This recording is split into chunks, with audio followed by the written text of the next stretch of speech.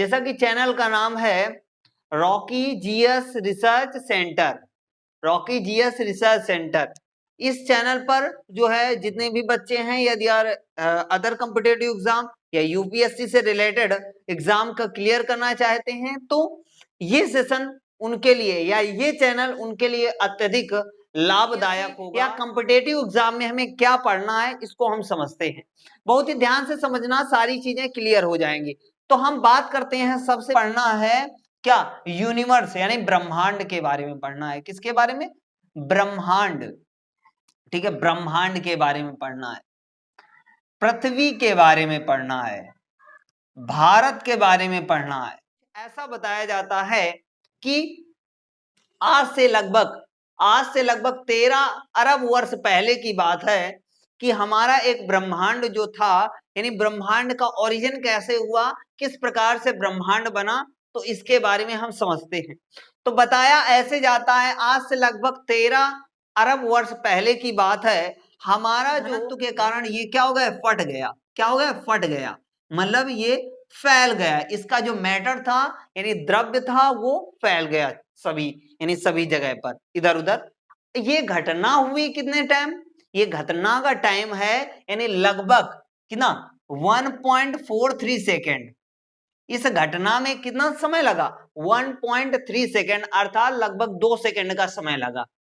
यानी जब हमारा जो ब्रह्मांड था वो एक डॉट पॉइंट पर था, जिसे सिंगुलर पॉइंट बोलते हैं। क्या? सिंगुलर यानी एकक पॉइंट बोलते हैं। तो एक सिंगुलर फॉर्म में था हमारा ब्रह्मांड, और उसके बाद जब ब्रह्मांड फटा, कितना समय लगा फटने में? 1.43 सेकेंड, अर्थात 2 सेकेंड का समय लगभग लगा।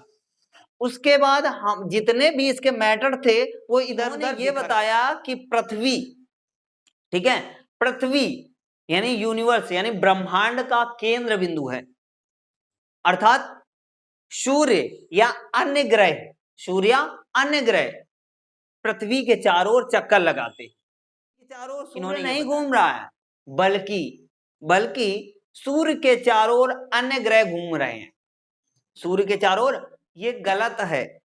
हमारे धर्म यानी बाइबल में, चूंकि पहले लिखा था, बाइबल में ये लिखा था कि अर्थ पृथ्वी के चारों ओर सभी ग्रह घूम रहे हैं, पृथ्वी के चारों ओर सूर्य और सभी ग्रह घूम रहे हैं, ये बाइबल में लिखा था पहले।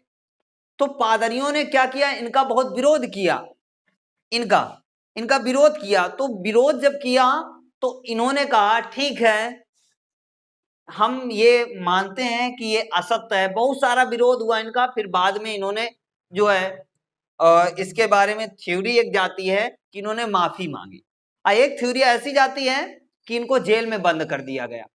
अब कौन सी थ्योरी सत्य है और कौन सी थ्योरी असत्य है, ये वैज्ञानिकों के आधार पर, रिसर्चों के आधार पर हम बता रहे हैं, ठीक है। अब देखो भैया, उसके बाद बहुत सालों बाद फिर एक और वैज्ञानिक आए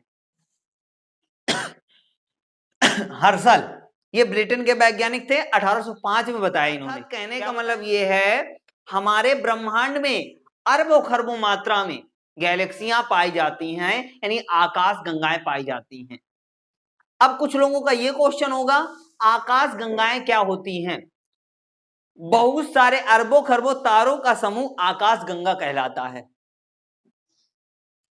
बहुत सारे अरबों खरबों तारों के समूह को आकाश गंगा कहते हैं। तारे, जैसे सूर्य एक प्रकार का तारा है, वैसे ही अरबों खरबों तारे मिलकर एक गैलेक्सी, या जिसे इंग्लिश में बोलते हैं गैलेक्सी, इंग्लिश में बोलते हैं, और हिंदी में हबल, ठीक है, इनका नाम था। ये वैज्ञानिक अमेरिका के थे। इन्होंने एक छोर से दूसरे छोर तक जाना है, यदि एक छोर से दूसरे छोर तक जाना है तो हमें कितना समय लगेगा? 250 करोड़ वर्ष लगेंगे। कितना? यदि कब, कितना?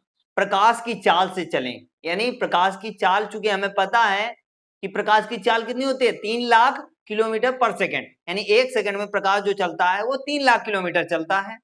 तो यदि 3 लाख किलोमीटर प्रति सेकेंड की स्पीड से हम चलें ब्रह्मांड के एक छोर से दूसरे छोर, तो हमें समय लगेगा 250 करोड़ वर्ष। कितना? 250